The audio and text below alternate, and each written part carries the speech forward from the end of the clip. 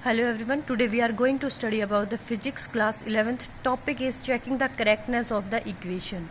देखिए हमने first application की थी. फर्स्ट एप्लीकेशन में हमने डायमेंशनल फॉर्मूला की फर्स्ट एप्लीकेशन में हमने क्या फाइंड आउट किया था कि कोई भी अगर हमारे पास इक्वेशन गिवन है तो उस इक्वेशंस को हमने एक सिस्टम से दूसरे सिस्टम में उस फॉर्मूला को कैसे कन्वर्ट किया जा सकता है. अब सेकंड इक्वेशन हम पढ़ने जा रहे हैं, checking the correctness of the equation, कि अगर आपके पास कोई भी इक्वेशन गिवन है तो उस इक्वेशन वो ठीक है या नहीं है, आप डायमेंशनल एनालिसिस अप्लाई करके कैसे फाइंड आउट कर सकते हैं. पहली चीज़ याद रखिए, जब भी हम बात करेंगे डायमेंशनल एनालिसिस की, तो डायमेंशनल एनालिसिस के केस में कांस्टेंट जब भी आपको कहीं पे नज़र आता है तो इस कांस्टेंट के साथ की उसकी कोई डील नहीं होती है. ना तो कांस्टेंट का हम कोई डायमेंशनल फॉर्मूला लिख सकते हैं, ना कांस्टेंट की हम कोई यूनिट लिख सकते हैं, और ना ही डायमेंशनल एनालिसिस इस कांस्टेंट से रिलेटेड कोई भी बात बताएगा. ठीक है, वो सिर्फ वेरिएबल क्वांटिटीज़ के साथ रिलेशन बताता है और वेरिएबल क्वांटिटीज़ के ही डायमेंशनल फॉर्मूलाज लिखे जाते हैं. ठीक है, ये इसकी एक लिमिटेशन है. तो देखिए हमारे पास हम किस तरह से फाइंड आउट कर सकते हैं.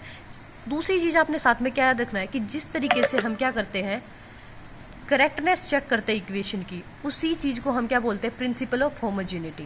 क्योंकि प्रिंसिपल ऑफ होमोजेनिटी क्या कहती है कि जो लेफ्ट हैंड साइड होती है किसी भी इक्वेशन की, वो किसके इक्वल होनी चाहिए, राइट हैंड साइड के इक्वल होनी चाहिए. मतलब लेफ्ट हैंड साइड में जितनी भी टर्म्स होंगी उन सब का डायमेंशनल फॉर्मूला, और राइट हैंड साइड में जितनी भी टर्म्स है उन सब का डायमेंशनल फॉर्मूला क्या होना चाहिए, इक्वल होना चाहिए. ठीक है, तो डायमेंशनल फॉर्मूलाज इक्वल होने चाहिए.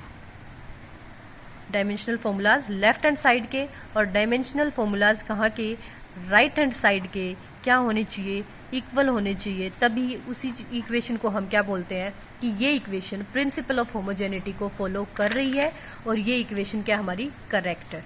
तो अब देखिए कैसे फाइंड आउट करते हैं. उसके लिए मैं फर्स्ट एक क्वेश्चन ले रही हूँ.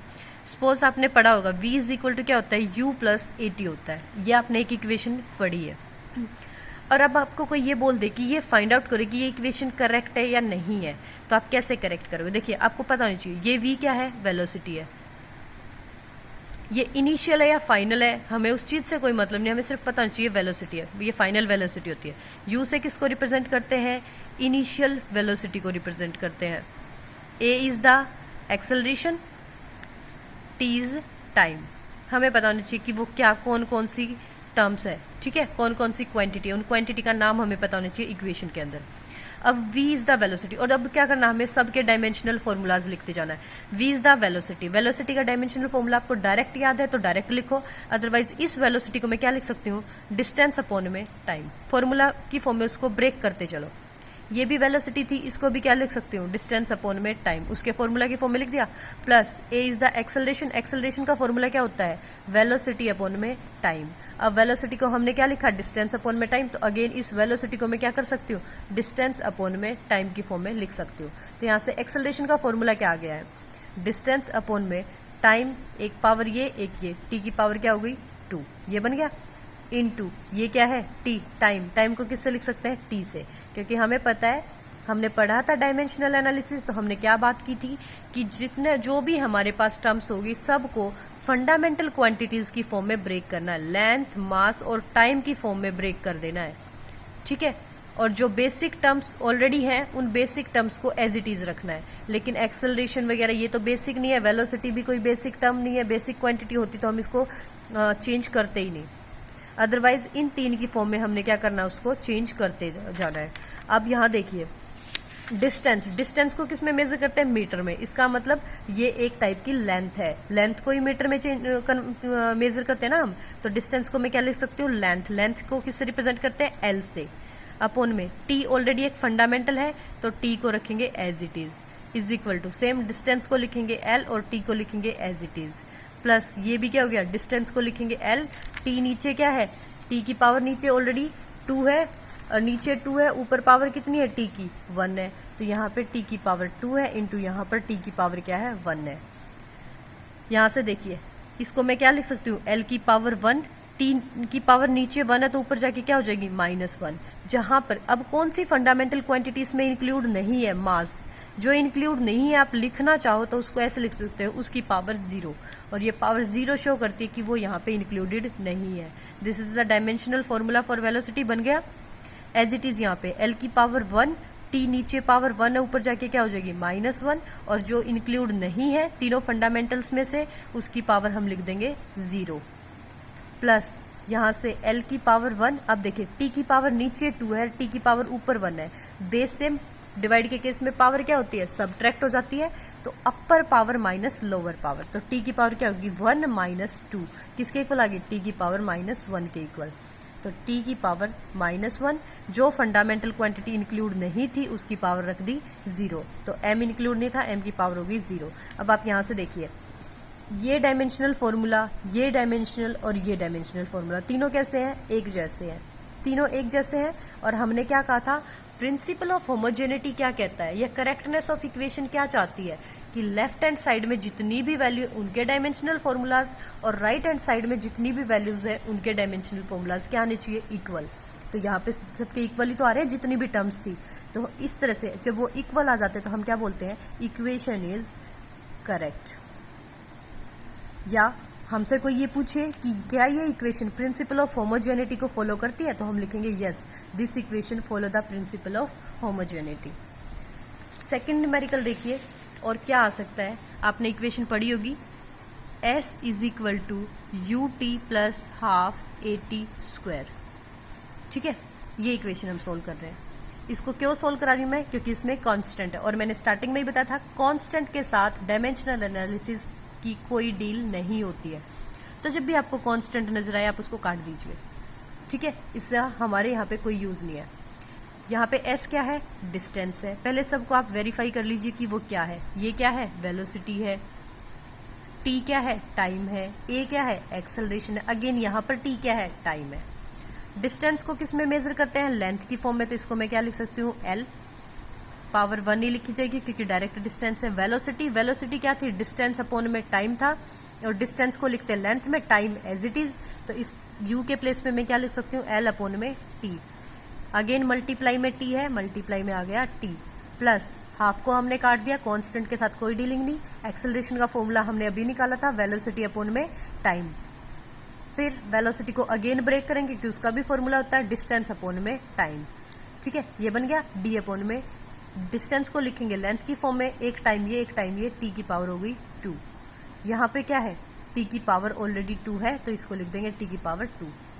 और फंडामेंटल्स को हमेशा कैपिटल में ही लिखा जाता, स्मॉल में नहीं लिखा जाता। यहाँ पे देखिए इस तरफ डायमेंशनल फॉर्मूला क्या बना, जो चीज इंक्लूडेड नहीं है उनकी पावर हो जाएगी 0, क्योंकि तीन ही फंडामेंटल थी, मास, लेंथ और टाइम, तीनों को लिखना हमें।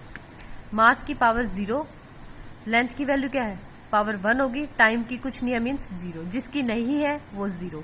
यहाँ पे देखिए टाइम से टाइम कट गया, बचा क्या, l की पावर 1, l की पावर 1 है, m इंक्लूड नहीं है तो m की पावर 0, t भी इंक्लूड नहीं है तो t की पावर भी 0, प्लस यहाँ पे t स्क्वायर कट गया, क्या है, मास नहीं है तो मास की पावर 0, लेंथ है तो लेंथ की पावर 1, टाइम नहीं है तो टाइम की पावर भी क्या बन गई 0।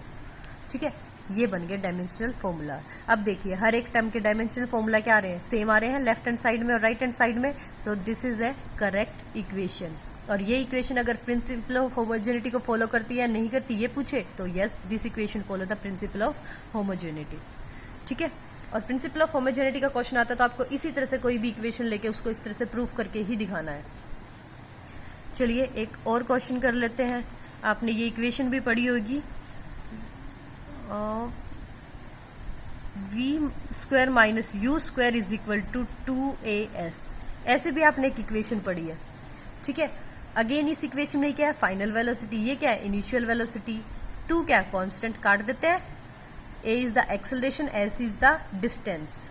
ठीक है, अब वेलोसिटी का फॉर्मूला हमने अभी लिखा था, लेंथ अपॉन में टाइम, क्योंकि क्या होता है, डिस्टेंस अपॉन में टाइम होता है ना, तो डिस्टेंस को लिखते हैं l अपॉन में t लिख सकती हूँ मैं इसको, उसकी पावर 2 थी तो इस पूरे की पावर भी 2, माइनस u भी क्या है, वेलोसिटी, इसको भी क्या लिखूंगे, डिस्टेंस अपॉन में टाइम, डिस्टेंस को लिखते हैं l की फॉर्म में, इस पूरे की पावर भी क्या हो गई 2, इज इक्वल टू एक्सेलरेशन का अभी हमने निकाला था, वेलोसिटी अपॉन में टाइम पुट करके देखिए एक्सेलरेशन क्या रहा है, d अपॉन में t स्क्वायर, d को डिस्टेंस को लिखेंगे लेंथ की फॉर्म में तो t की पावर हो गई 2 इनटू डिस्टेंस, डिस्टेंस फिर किस में होता है, लेंथ की फॉर्म में होता है, ये l।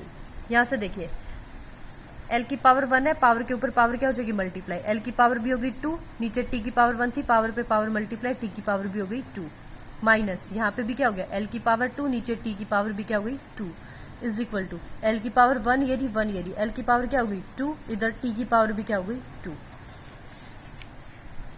कंबाइन करेंगे एल की पावर 2, टी की पावर नीचे 2 है ऊपर जाके हो गई -2। एम इंक्लूड नहीं है तो मास को लिखेंगे 0, जिसको जो इंक्लूड नहीं है उसकी पावर हो जाएगी 0। अगेन यहाँ पे देखिए मास की पावर 0, एल की पावर 2, टी ऊपर जाके क्या हो जाएगा -2।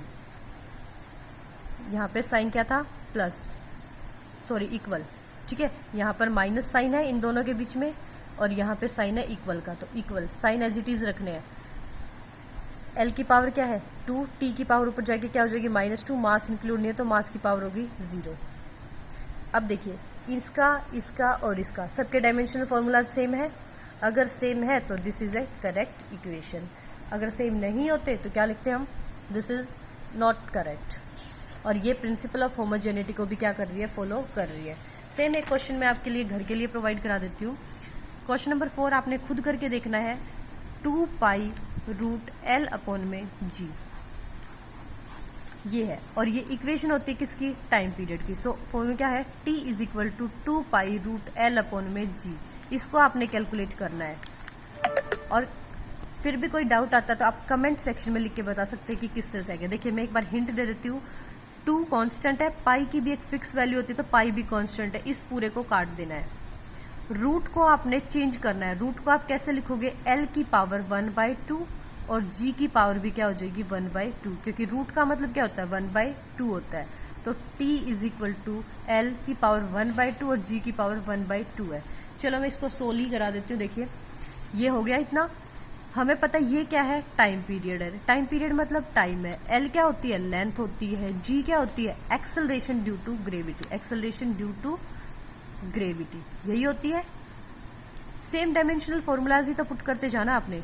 टाइम को लिखते हैं T से, यहाँ पर मास नहीं है 0, लेंथ नहीं है 0, टाइम की पावर हो गई 1 इज इक्वल टू, ये लेंथ है, लेंथ को लिखेंगे L और उसकी पावर कितनी है 1/2 है, ठीक है। लेंथ की पावर क्या है 1/2 है, तो मैं इसको क्या लिखूंगी, L की पावर 1 और उसकी पावर 1/2 अपॉन में G is the acceleration. Acceleration की वैल्यू हमने निकाली थी। एक्सेलरेशन का फॉर्मूला क्या था, m0, बार बार हम रिपीट करके निकाल रहे हैं ना, वेलोसिटी अपॉन में टाइम लिख दो, फिर वेलोसिटी को लिख दो डिस्टेंस अपॉन में टाइम, तो वेलोसिटी अपॉन में टाइम क्या था L1 t की power -2। This is the formula for acceleration. अब तक तो ये डायरेक्ट याद भी हो जाना चाहिए। इस पूरे की पावर क्या है 1/2, पावर के ऊपर पावर क्या होती है मल्टीप्लाई, 1 × 1/2, लेंथ की पावर क्या होगी 1/2 होगी। m की पावर 0 एज इट इज रहेगी, L की पावर 1 है, पावर के ऊपर पावर मल्टीप्लाई, तो 1 × 1/2, L की पावर क्या होगी 1/2 होगी। t की पावर -2 और -2 × 1/2, L की पावर -2 × 1/2 क्या बच गया, t की पावर -2 × 1/2, तो t की पावर क्या बच गई 1 बच गई, ठीक है, -1, तो यहाँ पे आ गई t की पावर -1। ये बन गया, इस तरफ एज इट इज रहेगा m0 L0 t की पावर 1। यहाँ पे जो कट रहा है काट दो, L की पावर 1/2 कट गया है। t की पावर नीचे क्या है -1 है, ऊपर जाके क्या हो जाएगी +1 हो जाएगी। जो चीज़ इंक्लूड नहीं है वो 0 ही है, m 0 है ऊपर भी 0 ही रहेगा, m की पावर 0, L भी नहीं है तो 0, t ऊपर जाके क्या हो गया 1। अब देखिए इधर यहाँ पे भी क्या है, m की पावर 0, L की पावर 0, t की पावर 1। लेफ्ट हैंड साइड किसके इक्वल है, राइट हैंड साइड के इक्वल है, तो ये इक्वेशन भी क्या है, एक करेक्ट इक्वेशन है, ठीक है। बस ये याद रखना, जब भी आपको रूट में नजर आता है तो आप उसको क्या लिखो 1/2 लिखो, ठीक है। और पजल नहीं होना है, कांस्टेंट को काट देना है, रूट वालों को इस तरह से सिंप्लीफाई कर लेना है आपने, ठीक है। सो आज के लिए इतना ही। इस टॉपिक से रिलेटेड अगर आपको कोई डाउट है तो आप कमेंट सेक्शन में लिख के बता सकते हैं। Thank you for watching this video.